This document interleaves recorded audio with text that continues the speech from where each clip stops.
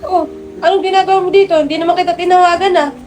Ma'am, gusto ko lang po sanang humingi ng tulong ba? Kasi kailangan ko po talaga, ma'am, ng tira kasi wala po kaming makain sa bahay namin, ma'am.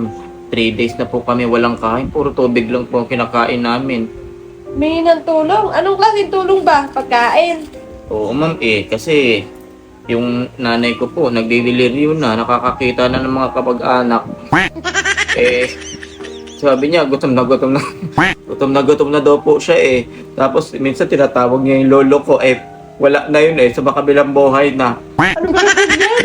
Ano ba naman lolo't lola mo? Oh, eto oh. Bigas. Ha? Ito, ma'am.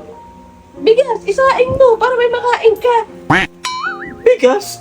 Maliit? Mabagyan nyo lang, ma'am. Ay nako, pwede na yan. Ikaw nung nagre-request ka pa.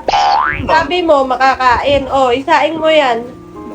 Hindi pa yata ito aabot sa ingron ng mama ko Pwede na yan. Ikaw na nga nangihingi ng tulong, ikaw pa nagre-request. Bakit naman ganun, ma'am? Baka naman pwede naman pira na lang. Pirahin mo na lang, ma'am. Hindi. Pera. Ito aabot to Gusto mo ng pera? Wala man lang pang-ulam ba? Pang-ulam. Sige, oh, ayan, 2. Pwede ka ng pangulam mo doon. Bigas maliit tapos 2.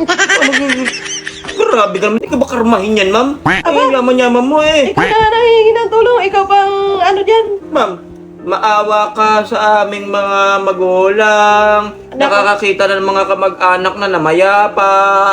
Wala akong away. Di kita binigyan ng bigas sa anong 2. Aba, makakabili ka na dyan na ulam. Yan, bigas, isaing mo. Grabe naman mga makakureputan nyo, ma'am. Yaman-yaman yun. Saka bakit ganyan suot mo? Di ba pang babae yan? Ma'am, wala na nga pambili ng sabon. Suot ko na nga to, yung damit ng bunso namin kasi wala na kami sabon, ulit-ulit na nga lang. Pag nabasa pa, tagilumihin pa, Baka mabaho pwede na yan. pa. Umuwi ka na doon. Ma'am, Isaing mo na yan. Saka dagdagan mo naman. bumili ka na ulam mo. Ma'am, ano mabibili ko ditong ulam, ma'am? Ano ba naman yan? Mag-diskarte ka naman. Ano, Detse? Ew! Yuck! Aba. Detse! Wala ka na makain kasi ka ba? Umalis ka na dito. Umalis ka dito. Isaing mo yan. Tapos bumili ka ng ulam doon. Grabe naman to, ma'am. Isang lalak ko lang to